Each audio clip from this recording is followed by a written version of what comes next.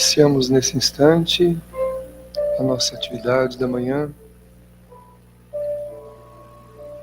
envolvidos pelas vibrações amorosas dos bons espíritos presentes, onde descansamos o nosso coração das tribulações, dos problemas, das dificuldades, objetivando encontrarmos a paz, tranquilidade mental, a fim de assimilarmos os valores importantes para a nossa caminhada. Para tal, Senhor, aqui estamos, contemplando a natureza que nos envolve aqui onde estamos, com todos os seus adereços, que o sol da manhã nos mostra, com seus raios fulgurosos, trazendo beleza e esplendor a tudo que toca. Aqueles que se colocaram à disposição para receber esse momento, aproveitem a atmosfera criada também pela espiritualidade, envolvente, refazente, que nos ajuda a termos um ambiente íntimo, receptivo àquilo que vamos conversar, refletir. Que possamos nesse instante sintonizar com essa luz que toma conta da nossa mente e do nosso coração. Na presença dos amigos espirituais que guiam e conduzem as nossas vidas, nos colocamos na condição do aprendiz, que olha o professor, o mestre, desejando o conhecimento, a fim de orientar a vida e as decisões futuras. Nós também nos colocamos, Senhor, à disposição dos mestres bondosos do mundo espiritual, que nos concedem a oportunidade de refletir, de meditar, para crescer e melhorar. E agradecidos por esse instante, vamos elevar o pensamento ainda mais um pouco, encontrando a figura meiga e doce de Jesus, e olhando-lhe nos olhos venerandos,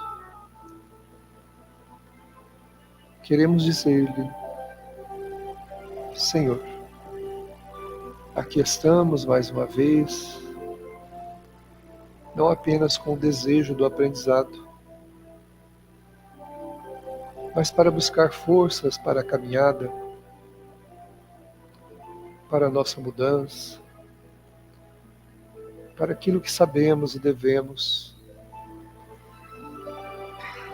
a forma como devemos agir, para uma nova conduta, um novo comportamento, para os enfrentamentos da nossa vida. Obrigado pelo teu amor, pela tua bondade, que tem nos alcançado nas horas difíceis, de testemunhos, mas sobretudo nas horas promissoras, onde podemos trabalhar, desenvolver os valores necessários para o nosso crescimento espiritual. Aos Espíritos bondosos, a Maria Dolores, desta manhã, nossa gratidão, rogando que estejam sempre conosco, hoje, agora e sempre, assim seja.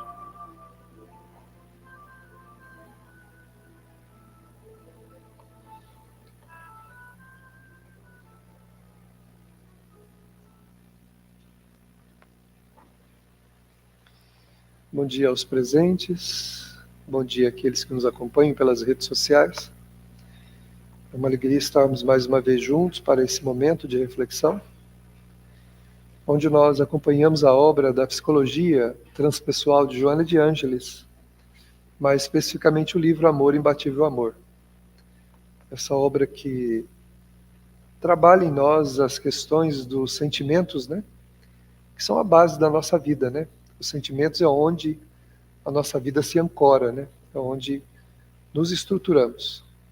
E esses sentimentos, eles têm relação com a maturidade do senso moral que temos, a maturidade espiritual que temos. À medida que vamos desenvolvendo, novos sentimentos vão tomando forma em nosso coração, nos ajudando, né, na existência e naquilo que nós precisamos fazer. A Joana trabalha, então, aqui as questões que envolvem esse comportamento, o sentimento.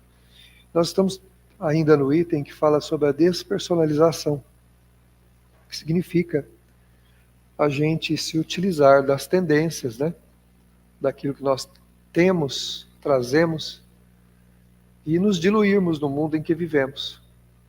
Em vez de nos fortalecermos, mudarmos, melhorarmos, a gente se dilui utilizando os hábitos do mundo, se deixando envolver por esse ou aquele comportamento, que vão nos levar a dissabores muito grandes. E uma despersonalização. Por quê? Porque nós, quando reencarnamos, nós reencarnamos com um objetivo, com um projeto, né? Esse projeto é de nos tornarmos melhores, melhorar, de crescer, de evoluir.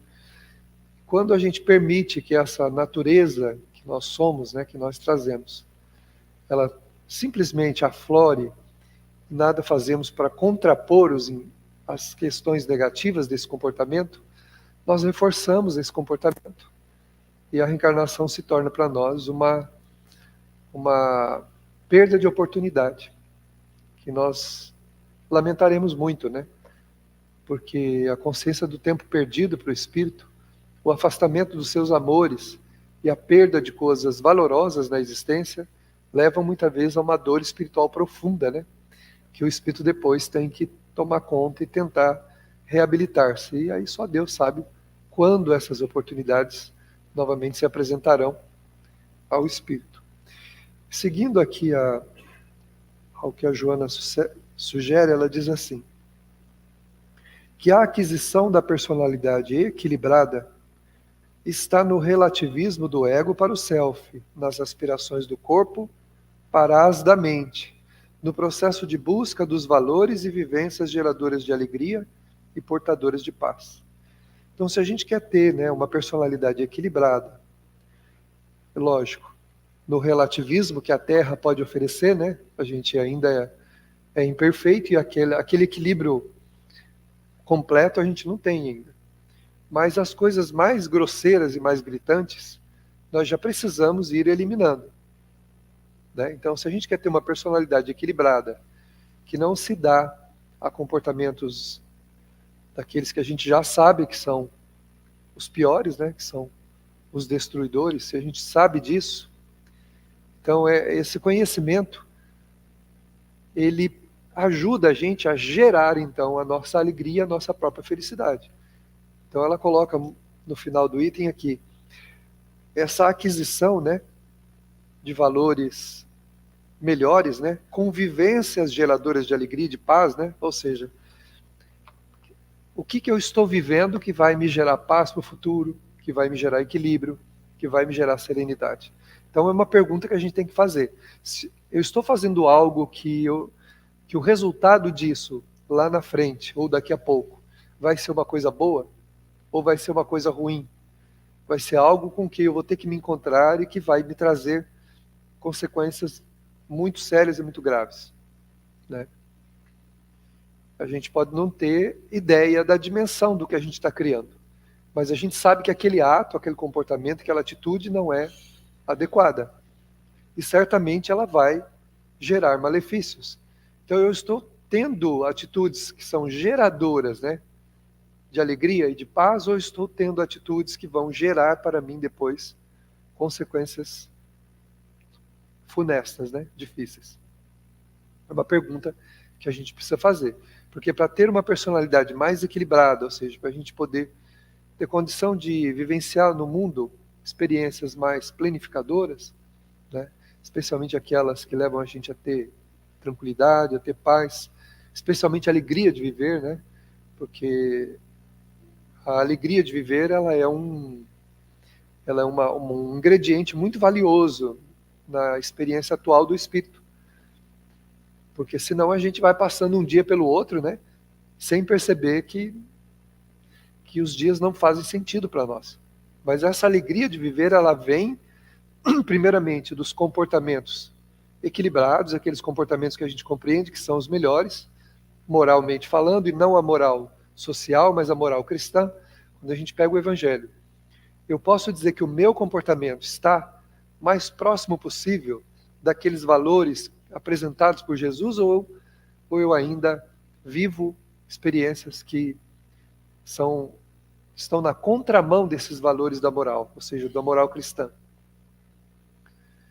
Segundo os Espíritos, em toda a história da Terra, não é por um tempo, o Evangelho de Jesus vai ser a diretriz da humanidade, porque em cada época, mesmo evoluída, a humanidade tem um desafio diferente.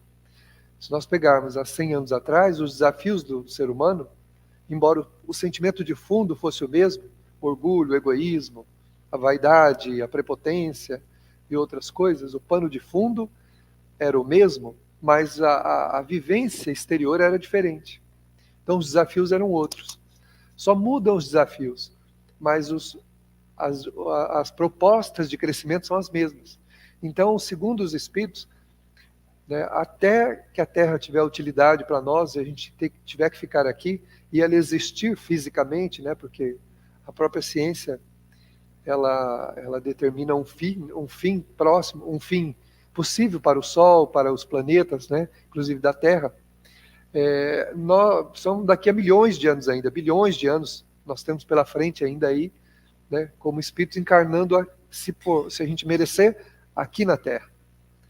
Então Jesus disse que ficaria com a gente até o fim. Ele falou, eu estarei convosco até o fim dos tempos. Os religiosos tradicionais dizem que vai ter um fim do mundo, no sentido assim, Jesus vai vir fisicamente e vai criar um fim de mundo aqui para nós, né? O que não é real, tendo em consideração que Jesus não deixou nada para fazer. Ele não tem que vir atrás de nada, ele não tem que fazer nada, uma vez que tudo que ele fez vai ficar até o final do que a Terra puder ser habitada e a gente estiver por aqui, se a gente merecer ficar aqui. A gente pode ter que migrar para outros mundos, né? Na Gênese de Kardec, os Espíritos dizem que os mundos são solidários, ou seja, são estações de almas. Aqueles que não evoluem no mundo e o mundo evolui, a maioria dos seus habitantes evolui e aquele grupo não, aquele grupo vai embora, vai habitar outro mundo, naquela relação necessária com a necessidade do espírito.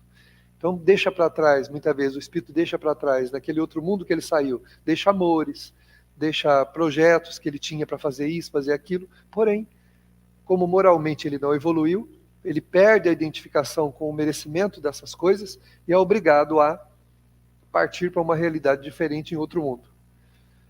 Mas Jesus ficará com a gente aqui, né, até o fim dos tempos da necessidade humana nesse mundo. Então não vai haver outra mensagem superior a dele. Então o que a gente tem que analisar na nossa conduta? Se o que nós estamos fazendo está na mesma via, né, na mesma mão do Evangelho, ou se nós estamos na contramão. O que nós estamos fazendo está na contramão. Se a gente estiver na contramão, então realmente nós estamos perdendo essa oportunidade de ser feliz, de ser alegre, de reencarnar, trazendo possibilidades construtivas e não para sofrer tanto, né, já que a Terra ainda é um mundo de provas, nós ainda temos um passado para espiar e um futuro também, porque se a gente está fazendo alguma coisa que não deve agora, estamos angariando compromissos para o futuro, e esses compromissos podem não ser nada agradáveis, compromissos para a vida na atual existência, perdendo a maioria das coisas que nós imaginamos que seja a âncora da nossa felicidade, e compromisso também para o futuro, até para outras vidas, né? Mas nós viemos de um passado onde a gente precisa buscar um alinhamento com a lei divina. Nós nos afastamos dessa lei. E agora a gente está sendo convidado a fazer esforços para manter-se nesse caminho, né? Nesse caminho de crescimento, e não andar na contramão. Algumas atitudes nossas, elas nos colocam na contramão dessa moral do Cristo, né? Não a moral da sociedade, o moralismo, né? A moral cristã. Só a gente ler o Evangelho, a gente vai ver lá os conselhos de Jesus, né? Para essa moral, que é o caminho de crescimento de cada um de nós. Então, para a gente construir, né, ou resgatar a personalidade proposta para a atual reencarnação, que é de melhorar, de crescer, de resolver problemáticas que nós criamos através dos desafios que a gente vai encontrando pelo caminho, que muitas vezes a gente acha não são suportáveis. Por que a minha vida é desse jeito? Por que eu tenho que fazer isso? Por que eu tenho que viver dessa forma? Por que a minha condição social é essa? Por que o meu trabalho é esse? Por que os meus amigos, a minha família, por que a vida como ela é desse jeito? Essa pergunta nós não tínhamos que fazer para Deus, a gente tinha que fazer para nós mesmos. A minha vida é aquilo que eu fiz dela. Todos esses contingentes que nós citamos foram elaborados, construídos e edificados no tempo por nós mesmos. Nós estamos nos encontrando com ele agora. Com o efeito das ações passadas, com a maturidade, o crescimento que a gente adquiriu. E o futuro vai depender do que nós estamos fazendo agora, nesse acerto de contas do passado, na correção dos nossos defeitos e na aquisição de novos valores para o futuro.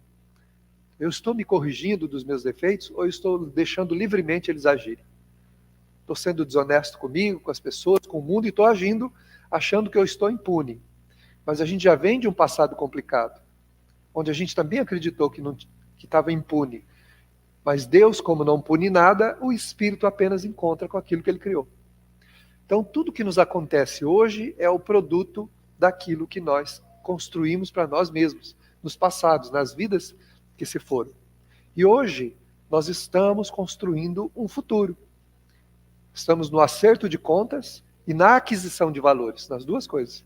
Estamos acertando contas, porque não tem um habitante do planeta que não deva nada, e nós estamos adquirindo valores para o futuro, que vão beneficiar a gente agora, porque se a gente agir conforme essa moral cristã, esse conselho do Cristo para nós já melhoraremos muito a lei de retorno para nós, porque a gente ganha méritos. Quem ganha méritos, quem faz direito, quem faz bem feito, ganha méritos conscienciais. Não é que a gente agrada a Deus e Ele premia a gente, como as religiões ensinam para a gente, que é um equívoco. Deus não precisa de nada que a gente possa oferecer para Ele. Nada. Não adianta bajular Deus, o Criador, né? Gastando os dias apenas em orações, nisso, naquilo. Isso não tem efeito. O efeito está justamente em se corrigir, em se melhorar. Quando eu me corrijo, quando eu melhoro como pessoa, quando eu passo a fazer o bem, eu vou gerando em torno de mim uma atmosfera melhor do que aquela que eu tenho e que eu trouxe. Naturalmente, começo a atrair coisas compatíveis com essa atmosfera que eu crio. Muitas vezes reclamamos da vida, mas a gente tem que se perguntar, mas o que eu estou fazendo de bom? Minha vida é isso, minha vida é aquilo, tal, mas o que eu estou fazendo de bom? Quais são os valores que eu estou adquirindo? Valores morais elevados. Ou eu estou apenas me dando a paixões negativas, deixando a vida correr, exercendo paixões negativas? Se eu estou fazendo isso, a atmosfera que me envolve, criada por mim, emanada de mim mesmo, é uma atmosfera que atrai o quê? Atrai coisas boas? Não. E aí eu falo que é Deus, né? Passo por um revés, eu trombo com uma dificuldade, eu passo por uma provação dolorosa e falo que é Deus me castigando, ou Deus que não foi com a minha cara, alguma coisa aconteceu que Ele me deu essas provas que eu tenho. E não é isso. Nós atraímos conforme o que nós emanamos. A Joana de Anjos, a autora dessa obra, ela diz assim, que a vida acontece para nós de dentro para fora, não é de fora para dentro. Cada um de nós vai ter a vida que quiser ter, conforme fizer a sua caminhada. Então, se eu quero uma personalidade equilibrada, se eu desejo ter alegria, se eu quero ter esperança, se eu quero ter resultados positivos na minha vida, inclusive materiais, enxergar melhor, para acertar mais os meus próprios negócios, na visão até material da minha vida, nas minhas relações afetivas, no geral, na minha convivência. Se eu quero, eu preciso me corrigir. Eu preciso mudar quem sou. Mas não é mudar hoje e achar que eu não vou colher consequências do que eu já fiz nessa própria vida. Claro que eu vou. Porém, a mudança vai o quê? Amenizando o choque de retorno das situações negativas que a gente cria. Mas se a gente não mudar, então essa consequência chega com todo o seu vigor. Porque nós atraímos essa consequência. Porque a lei de Deus está escrita onde? Não há numa lei lá em cima, está na consciência do homem, do ser humano. Então nós atraímos por um tribunal consciencial aquilo que a gente precisa para corrigir o que a gente criou. É nós que atraímos. Nós vamos assimilando isso, atraímos. Então a gente tem que se fazer perguntas. Santo Agostinho fala isso. Lá no Livro dos Espíritos ele fala que a gente tem que fazer constantemente pergunta a si mesmo, né? Se está fazendo bem, se não está fazendo mal, se fez todo o bem que podia, se alguém tem alguma coisa contra mim, se eu tenho alguma coisa contra alguém, se as minhas atitudes estão de acordo com esses valores que nós aprendemos. Então, são perguntas que a gente tem que se fazer. Não é perguntar sobre a vida dos outros, é perguntar sobre nós. Perguntar sobre o que nós estamos fazendo e sentindo. Porque não existe pecado, nem castigo, nem inferno. Nem diabo, nada. Isso é tudo invenção das religiões para prender a gente num processo de culpa, fazendo com que a gente tente fazer alguma coisa pela culpa. E não é. É por consciência que a gente tem que fazer. Então tem que adquirir um nível de consciência do que é certo e o que é errado. Não simplesmente fazer alguma coisa por medo, por temor, porque vai ser castigado, porque vai ser condenado. Não. A lei divina não funciona assim. Deus é amor, justiça, bondade. Ele jamais infligiria dores aos seus filhos. Jamais. Mas nós sofremos. Então, de onde vem esse sofrimento? De dentro de nós mesmos. As minhas atitudes plasmam na minha consciência um pedido de reparação. Lembrando sempre isso. As minhas atitudes, quando negativas, plasmam na minha consciência um pedido de reparação. Que eu vou atrair naturalmente para mim. Seja nesse momento, seja daqui a pouco, no futuro dessa vida, no mundo espiritual, no futuro da minha nova encarnação. Em algum momento eu vou me encontrar com aquela criação para que eu possa compreender que o bem é a única regra que nos leva à finalidade máxima da nossa existência, que é a Deus. A gente vai evoluir até chegar ao Criador, como no estado de pureza, né? Essa é a trajetória do espírito nessa direção de ascensão. Então é preciso que a gente busque valores e vivências que geram alegria e paz.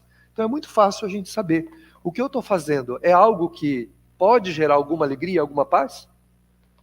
Sendo honestos com a gente mesmo. A minha atitude hoje é geradora de paz? É isso mesmo que eu acredito que eu vou ter daqui a pouco, fazendo o que eu estou fazendo? É só a gente pensar. Tendo esse pensamento, né? Eu estou gerando o quê? Eu posso realmente acreditar tranquilamente que a minha atitude é geradora de paz, de alegria? Não precisa falar para ninguém, é só responder para si mesmo. Né? Dentro do quadro da psicogênese, da despersonalização, ou seja, a gente perder a finalidade pela qual a gente veio aqui, é-nos possível também adir que muitos aspectos desse terror procedem de vivências em outras experiências carnais, ou seja, passadas em outra encarnação, que imprimiram suas marcas tão profundamente que somente na juventude, na idade adulta, o inconsciente consegue liberar, em forma de clichês, recordações que passam a confundir e atormentar, aprisionando seus agentes nesses cárceres de respiração insuficiente dos movimentos paralisados. Então, o nosso passado ele age de maneira muito, muito intensa sobre o presente. Né? Experiências que a gente viveram quando a gente atinge a idade adulta, né? Quando inicia a puberdade, o inconsciente começa a liberar vagarosamente um conteúdo que precisa ser revisado. Imagine a gente pegou um texto, escreveu um texto, né? Ou recebeu um texto para fazer uma revisão dele, mas a gente recebe de si mesmo, né? O roteiro da nossa vida passada, a gente recebeu. Só que quem escreveu fomos nós. Agora precisa revisar. E aí a gente fica dormindo até a puberdade. Quando chega na puberdade, o inconsciente faz assim, né? Que é o próprio espírito. Pega aquele conteúdo, entrega para o espírito e fala assim, agora revisa isso. Então aí é a hora que começam a aparecer os dramas, né? Os traumas, as manias, as paixões. Elas começam então a aflorar e o espírito começa a lidar verdadeiramente com quem ele é. E aí tem dois caminhos. Ao analisar essa personalidade doente, que traz uma série de dificuldades para serem corrigidas, ele pode chegar a duas conclusões. Ou permanece quem é, que já vem de um passado carregando um conteúdo, ou permaneço quem é, ou começo a mudar. Então, dependendo. Por isso que a doutrina espírita fala que a evangelização infantil, né, nós teremos hoje uma apresentação deles à noite, das crianças, aí do pessoal de um teatro. A evangelização infantil ajuda o espírito a plasmar uma nova visão da vida, uma visão diferente daquela que ele conhece, para que ele comece então a questionar se ele deve ou não continuar sendo quem ele é. Se a gente não for para caminho nenhum e resolver viver o que era, como muitos de nós estamos fazendo até hoje, né, se a gente der vazão a essas paixões, a esse conteúdo que vai naturalmente se expandindo através da vida, o inconsciente vai liberando, ou seja, a alma vai liberando para o consciente aquilo que ele precisa lidar, os seus defeitos, mas também os seus valores, suas virtudes, para que o espírito tenha contato com isso e possa ir tomando decisões pelo seu livre-arbítrio do que fazer. Nesse período começa o período de avaliação, onde a gente começa a entrar em confronto da proposta que a gente tem para a vida atual com o que a gente é. Então a proposta é uma coisa, eu sou outra. Eu preciso fazer o quê? Me harmonizar. Descobrir o que não vai bem e consertar. Mudar. Verificar onde estão as tendências negativas e corrigir esse caminho. Se a minha tendência me leva para lá, eu vou para cá. Mesmo fazendo esforços. Mesmo sendo difícil. Né? Se eu tenho, por exemplo, uma tendência para desonestidade, eu vou começar a atrair para mim uma série de situações onde a desonestidade está presente. Mas aí, o que eu vou fazer? Eu vou ter que questionar isso. Se eu quero continuar sendo desonesto, ou se eu quero mudar esse caminho. Se eu quero agora corrigir isso em mim. Né? Se eu tenho uma propensão grande para aquele comportamento, mas agora a proposta é outra. Então, o que eu vou fazer? Eu vou ceder ou eu vou mudar? Esse é o desafio do espírito para a ação. Para mudar, não basta eu dizer não apenas. Bom, não vou fazer tal coisa. Porque como é um hábito que eu trago na alma, naturalmente, por natureza, ou seja, está na minha natureza, se eu não apresentar uma contraproposta, naturalmente eu vou para aquelas tendências que eu já tenho hábito. Quando vê, vou estar fazendo. Sem perceber, estou envolvido com situações que eu não devia, e aquilo que eu não devo fazer, estarei fazendo. Então é preciso ganhar valores, né? Ganhar novos valores, para que esses valores novos se contraponham, né? Que eles fiquem na frente desses valores antigos e a gente faça hoje o que deve, não o que tem vontade. Nem tudo que nós temos vontade nós devemos fazer. Né? Poder a gente pode fazer tudo, porque a gente tem livre-arbítrio. Mas deve fazer? Então eu preciso questionar isso. Né? Para fazer aquilo que eu devo, né? E não aquilo que eu quero, que é muito diferente. O que eu quero é o que está na minha natureza. O que eu devo está na minha proposta. Entendeu? Eu trouxe uma proposta de ser diferente. Então isso é o que eu devo, mas a minha natureza é o que eu quero. Então o que eu quero fazer? A que eu sou propenso com facilidade? Eu tenho um amigo que ele não bebe, sabe? Ele nunca bebeu. Mas ele disse que ele fareja bebida a quilômetros. Ele vai passando em algum lugar, nada a ver, ele visualiza uma mesa com alguém bebendo lá no meio de uma multidão, não sei de onde. Ele fala assim, não é possível. Quando ele brinca, ele fala assim, esse trem me atrai. Né? Eu falo, não é o trem de fora, é o trem de dentro que te atrai. Ou seja, é o teu vício que você trouxe para mudar. É a tua proposta. Tua proposta não fazer o que você quer, mas fazer o que você deve. E você está conseguindo. Porque você está lutando. O que vai acontecer ao longo dos anos? Esse desejo vai enfraquecendo. Enfraquecendo, enfraquecendo. E fica apenas aquela sensação de que você beberia, mas não precisa fazer grandes esforços para não beber. Eu usei a bebida, mas a gente vai usar isso para qualquer outro comportamento, né? Porque Allan Kardec, no Evangelho segundo o Espiritismo, diz que existem arrastamentos. E esses arrastamentos estão naquilo que nós queremos, na nossa natureza. Só que ele fala que os arrastamentos não são irresistíveis. Os arrastamentos não são irresistíveis. Nós temos livre-arbítrio. Então a gente só faz o que quer. Não adianta falar assim, eu fiz porque é a minha natureza. Não, fez porque queria fazer. Porque todo mundo, de alguma maneira, tem uma leve noção do que é certo e o que é errado, sobre qualquer aspecto. Pode não ter profundidade, entendimento moral profundo sobre as coisas, mas sabe.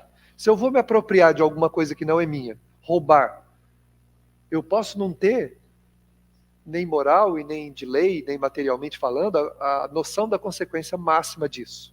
Mas eu sei que roubar está errado. Não é meu. Como é que eu vou me apropriar de algo que não é meu e achar que está certo? Eu sei que está errado. Embora eu justifique. Porque eu sou pobre, porque isso, porque aquilo. Então eu acho que eu posso meter a mão no dinheiro público, eu acho que eu posso lesar alguém, fazer um negócio e ganhar dinheiro à custa do outro, enganando o outro. Porque eu sou pobre, né?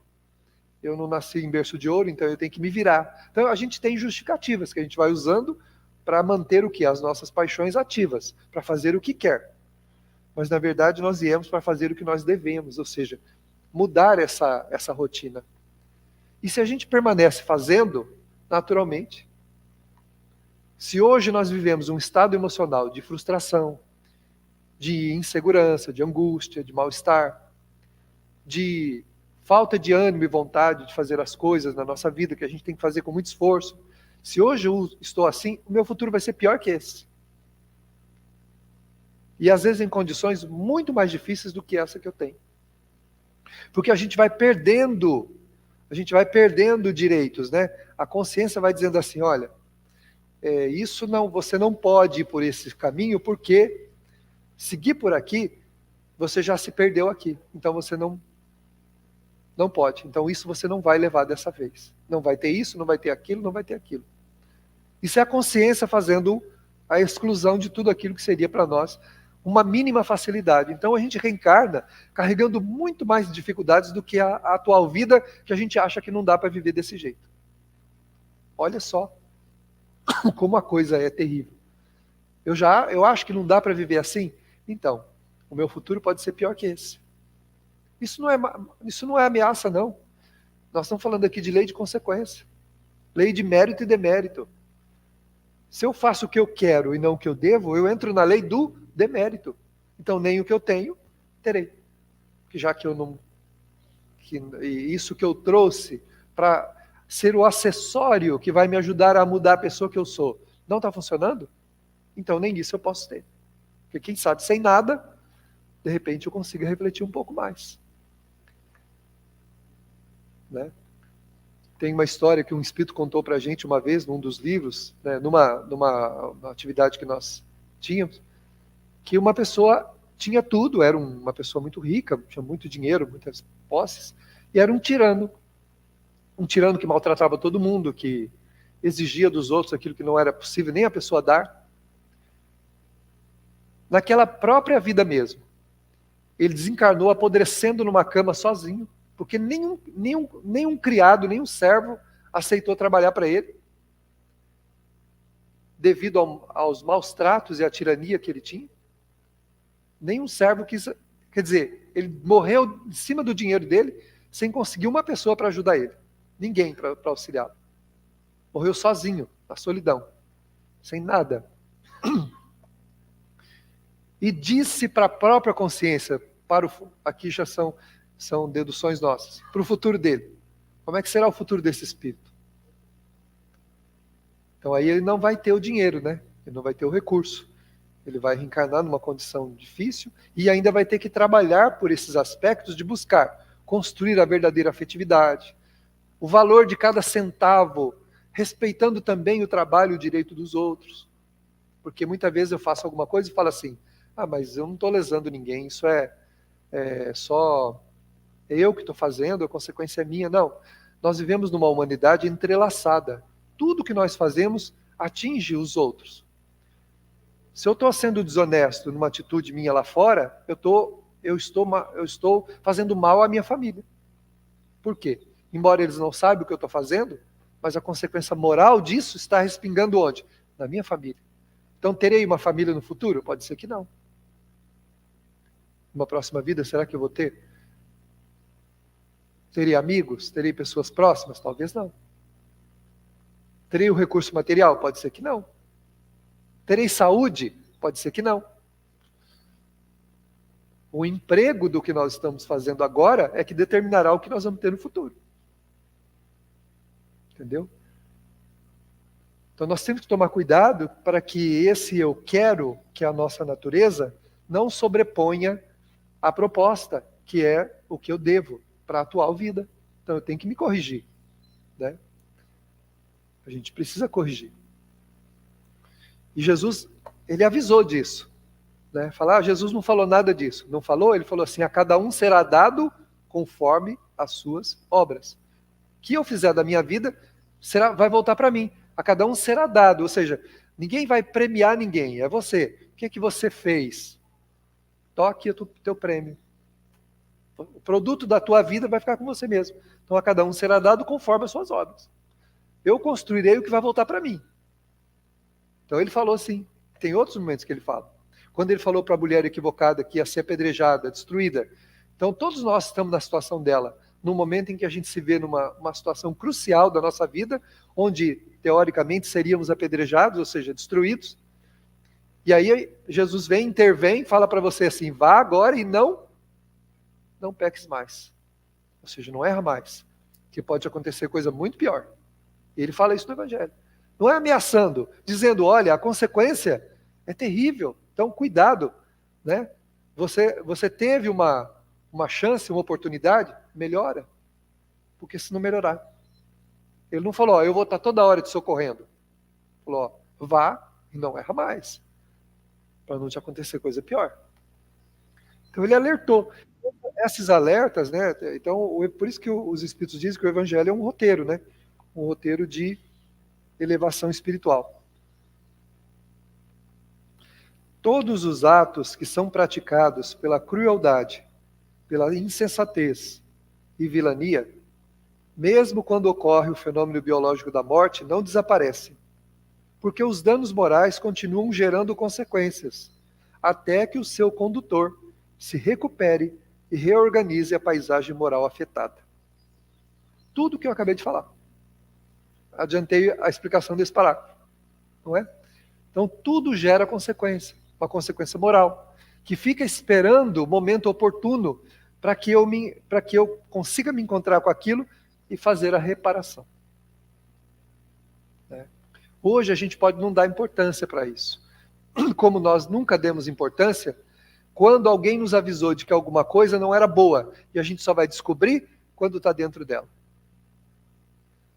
Eu estava trabalhando ainda nessa época lá na secretaria que eu trabalhei, quando um funcionário começou a comentar lá com todo mundo que ele ia participar de um grande negócio, que ele ia ganhar muito dinheiro.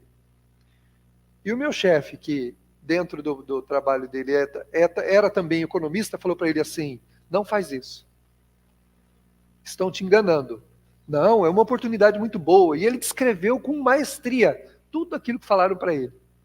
Na verdade, a pessoa tinha oferecido para ele o quê? Aquilo que era a paixão dele. Então ele estava cego. Quando a pessoa fala assim, fulano está cego, é verdade. Ele está cego pelas paixões dele. Então aquela paixão dele, aquela ambição desmedida, sem raciocínio, de ganhar, por que as pessoas caem no conto? desses contos ainda hoje. Não é possível que alguém caia numa ligação bancária. O cara liga lá para você, eu vou te transferir para tal lugar porque estão tirando R$ 8.000 da sua conta. Estão tirando, vou te passar agora para você. Gente, isso é um golpe velho, antigo. Aí você liga, a pessoa pega os teus dados e te rouba. Né? De vez em quando eu mando uma mensagem para ou para a Êndola ou para outra amiga que eu tenho lá na caixa, falando assim, isso é verdade? Por quê? Porque é absurdo essas coisas. Você tem que ter um discernimento. Conto do bilhete, do cartão do banco. Eu vou passar e pegar teu cartão para trocar o teu cartão porque está acontecendo isso, aquilo. Será que a gente não tem um pouco de discernimento de entender que isso é golpe? Mas por que cai? Porque eu sou igual ao golpista. Só cai no golpe aquele que é igual ao golpista. O sentimento é o mesmo. Mas eu não sou desonesto. Não é na aparência. Na intimidade é assim. É alguém que fica pensando, mentalizando coisas relacionadas com isso. De crescimento fácil, de aparecer um grande negócio, de encontrar sei lá o quê. Eu fico com isso na minha cabeça, na minha mente. E eu vou encontrar quem vai me dar isso. Entendeu? Então ele ficava falando, nossa, vai acontecer isso, acontecer aquilo. E meu chefe falou para ele, cuidado, não existe milagre, isso aí é tal. Não deu outra. Ele passou 25 anos fazendo uma economiazinha dele, guardando 13º, 14º, e montou tal um pezinho de meia lá, né? Razoável dele lá tal. Perdeu tudo. O cara passou a lábia nele, levou o dinheiro dele tudo embora. Até hoje ele está procurando com farolete na escuridão, cara, onde é que ele está? Né? Aí a gente fica com farolete na escuridão procurando. Escuridão nossa, né? A gente cria uma escuridão, depois fica lá com o farolete procurando o desonesto. É só virar o farolete para si, pronto, encontrou. Né? Eu pego o faroletinho assim, em vez de ficar procurando, viro para mim. Opa, te apresentando aqui, ó, o desonesto. Porque só cai no golpe alguém que tenha uma predisposição para aquilo. Eu não estou sendo desonesto nessa vida. Então, você acabou de falar isso, nessa vida não. Mas e o passado? Mas como é que eu me previno disso? Mudando a minha conduta, corrigindo pensamentos, corrigindo sentimentos e ganhando valores novos, né? Através da prática do bem. Jesus falou para o doutor da lei, lá para o fariseu que cutucou ele, ama e viverás. Senão você está morto. Você está no mundo morto para os valores verdadeiros. Ama e viverás. Então pratica o bem, pratica a caridade, pensa nos outros. Em vez de ficar querendo ganhar muito dinheiro, não há problema em querer melhorar de vida, mas ficar sonhando com coisas mirabolantes, pensa numa caridade que você pode fazer, com o que você tem. Eu posso dar 10 centavos, dá 10 centavos. Quando eu melhorar de vida, eu vou melhorar a vida das pessoas. E Deus não está pedindo isso para nós. Está pedindo aqueles 10 centavos teu que está sobrando, aí dá. Não é esperar milhões, milhares de coisas. Isso melhora quem a gente é. Nós vamos adquirindo o quê? Novos valores que vão reorientar a nossa vida. Esses valores novos vão respeitar as amizades, respeitar a família, respeitar os amores da gente. Porque sem isso eu vou perder tudo isso. Sem esse amor, sem esse respeito, eu vou perder. Eu vou entrar de novo no conto do bilhete. Vou cair numa escuridão que eu não vou enxergar quem está me enganando, quem está me ludibriando. Por que a gente cai na mão de pessoas desonestas, de pessoas enganadoras, de sedutores? Porque a gente é igual. Se não fosse, não caía. Jesus disse, só lobos caem em armadilha de lobos. Por isso que a doutrina espírita fala que o evangelho é a orientação que nós precisamos até o fim dos tempos desse mundo. Só lobo cai em armadilha de lobo. Então o que eu estou falando é exagero? Não sou eu que estou falando. Quem falou foi Jesus. Então se eu caio num conto qualquer, se eu sou prejudicado de alguma maneira, é porque eu tenho identificação com aquilo. Então em vez de ficar com ódio, com raiva, desejo de vingança contra o outro, eu tenho que olhar para mim e ver o que eu tenho que mudar em mim. Que eu preciso corrigir na minha natureza, que está me predispondo a esse tipo de coisa. Porque um desonesto pode passar pela tua vida, mas ele só vai ficar se ele encontrar o quê? Um porto para ele encostar. O navio para no meio do mar e começa a descer a carga? Não, ele precisa encontrar o quê? Um porto, onde ele encoste e vá descendo. O avião aterrissa no nada para deixar os passageiros? Não, ele vai procurar o quê? Um aeroporto para pousar. Eu sou esse aeroporto? Eu sou esse porto que faz com que tudo que é ruim atraque em mim? Pare ali, né?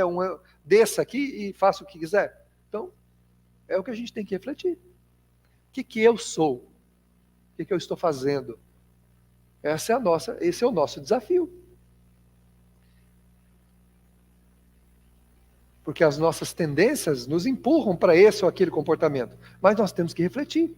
Se por enquanto o sentimento não funciona e quer que a gente faça, a razão tem que funcionar. A razão tem que, pelo menos pela razão, não fazer. Como esse meu amigo fala assim, olha, eu não bebo, porque eu sinto que eu já bebi muito. Ele é espírita, ele fala assim, quando eu olho para algum lugar que tem bebida, isso me dá um faniquito, me dá um negócio que eu tenho, ou eu saio do lugar, ou eu tenho que olhar para o outro lado, tenho que fazer outra coisa, porque aquilo deixa danado. E ele segura. Ou seja, o que está acontecendo com ele? Ele está reorientando o sentimento dele, reorientando as tendências dele. Fatalmente, se ele conseguir numa vida toda resistir a isso, numa próxima existência, ele vai nascer sem o hábito da bebida, sem o desejo da bebida. Aí ele vai olhar como é para mim. Eu não estou me vangloriando de nada, porque eu tenho outros defeitos, né? Mas para a bebida, para mim, é desse jeito. Se você colocar aqui todo tipo de bebida que você quiser, para mim, eu olho, parece uma pilha de tijolo. Não tem nenhum tipo de desejo. Nada, eu olho, acho bonitas as garrafas, eu acho interessante as garrafas. Né? Eu já ganhei bebida na época que eu estava trabalhando, sabe? Eu jogava todo o negócio fora para ficar com o litro com a garrafa, porque eu acho bonito. Eu sou designer, então eu gosto da embalagem, né? Do desenho, então eu gosto. Acho bonito. Como o vidro de perfume, já comprei perfumes horrorosos, ruins, horríveis, por causa da embalagem, né? Por causa do frasco. Você olha para o frasco é lindo. Fica lá como decoração. O perfume não presta, mas o frasco é lindo. Então você bota lá, né? Então a gente precisa ir se corrigindo. E não podemos acreditar que o que a gente está fazendo não está gerando nada. Está gerando sim. É o que ele está falando aqui. Está gerando. Não adianta depois culpar Deus, culpar o mundo. O pior, gente, eu vou usar uma frase aqui que vocês vão achar horrível isso. Mas Deus não está nem aí para a nossa reclamação. E para a nossa briga com Ele. A gente começa a brigar com Deus. Ah, você não existe. Ah, meu destino... Ele não está nem aí para isso. Sabe o que a gente é para Deus? Quando a gente faz isso? Uma criança birrenta. A mãe deixa de amar a criança porque ela está fazendo birra. A mãe deixa de acolher a criança porque ela tá chorando, desesperada, porque ela queria uma coisa que ela não pode ter e você não vai dar. Não. Ela acolhe, ela faz o que ela pode e deixa chorar. Vai chegar uma hora que vai parar de chorar. É assim com Deus. É porque aconteceu tal coisa na minha vida. Tá bom, meu filho, vai ver onde foi que você... Né? Uma menininha amiga minha foi lá e meteu o dedinho na tomada, depois da mãe falar 10 vezes para ela que não era para ter... Tomou um choque, né? Chorou 3 dias chorando. Aí, exagero meu, né? Aí ela pegou e veio lá para mamãe, e a mãe dela falou assim, você entendeu que não é para botar o dedo lá? Ela fez assim com a cabecinha. Entendeu? Fala para ela agora, vai lá, bota o dedinho lá, ver se ela vai botar o dedo lá. Não vai. Então a gente, com Deus é assim. A hora que a gente se estrepa todo, toma um choque, né? Leva a vida vai para o buraco, perde tudo, quebra tudo, destrói tudo. Porque eu posso pegar uma vida que eu tenho equilibrada, com tudo aquilo de bom que eu tenho, e fazer assim, ó, pegar esse jarro, né, esse vaso de cristal, e soltar aqui, ó, 1000 cacos. E ficar chorando em volta dos cacos depois. O Criador vai falar assim, então, né, que interessante, era um vaso bonito, né? Então chora aí até passar a birra, depois você vem conversar. Eu vou te ensinar como é que não quebra mais o jarro. Então, ou seja, a gente tem um valor para seguir, né? E Deus não pune ninguém, mas Ele não vai consertar o jarro para mim. Como é que foi? E agora? Agora eu só posso, ó, depois, vivenciar uma vida que me dê, de novo, condições de comprar um outro. Né? E comprar um outro significa reconquistar aqueles valores perdidos com muito mais custo e dificuldade do que essa vida que a gente está reclamando. Então eu estou reclamando de uma vida que, para eu depois ter o direito de tê-la, reconquistar essa vida de novo, eu vou ter que, como diz na linguagem bem já atual, né, ralar muito, né, para conseguir isso. Como é que vai ser? Castigo? Não. Como ela mesmo comenta, a Joana aqui, né? Todos os atos praticados não desaparecem, Os danos morais continuam gerando consequências. Então eu não posso acreditar que o que eu estou fazendo não está gerando uma consequência. Está gerando uma consequência. Os espíritos cansam de falar isso para a gente. Cansam. Mas eles não podem fazer por nós. Eles sabem tudo. Eles sabem para onde nós estamos indo, o que nós estamos fazendo e estão falando. Estão orientando. Aí eles podem ir lá ajudar a gente a olhar para os cacos, juntar os cacos. Eles não vão colar para a gente de jeito nenhum, não tem como. Como é que eu reconquisto a minha vida de volta? Talvez só na próxima encarnação. E não mais do jeito que ela é. Talvez de uma outra forma para que eu possa valorizar a vida que eu tinha, que eu quebrei. Né? Lei de consequência. Só isso. Não é castigo. Não tem punição. Não é Deus castigando ninguém. Né? Se eu pego esse jarro e quebro, eu vou dizer que foi Deus que me castigou? Não. Fui eu que voluntariamente quebrei. Né? Quando a gente fere os valores morais da vida que nós vivemos, em todos os sentidos compreensíveis, somos nós quebrando os frascos, os jarros, as coisas, né? Somos nós quebrando. Não é... E a consequência é que depois que quebrou, quebrou. Você consegue reintegrar. Só você botar no forno de novo, né? Fundir aquilo tudo de novo, passar por uma forja, por um negócio, para voltar àquela forma que tinha. E é mais ou menos isso que a vida faz, né? Ela bota a gente no forno de novo, e aí a coisa vai ser difícil, até a gente conseguir de novo reorganizar aquele caminho, pode levar séculos, né? Está no Evangelho segundo o Espiritismo também. Um ato nosso pode levar séculos de dificuldades para reparar aquilo depois. Então temos que pensar, né? Reorganizar a nossa personalidade, ou seja, olhar a proposta que nós temos para a vida atual, de melhoria, de crescimento, corrigindo os defeitos, corrigindo as mazelas, para que a gente vá construindo naturalmente a nossa alegria e a nossa felicidade.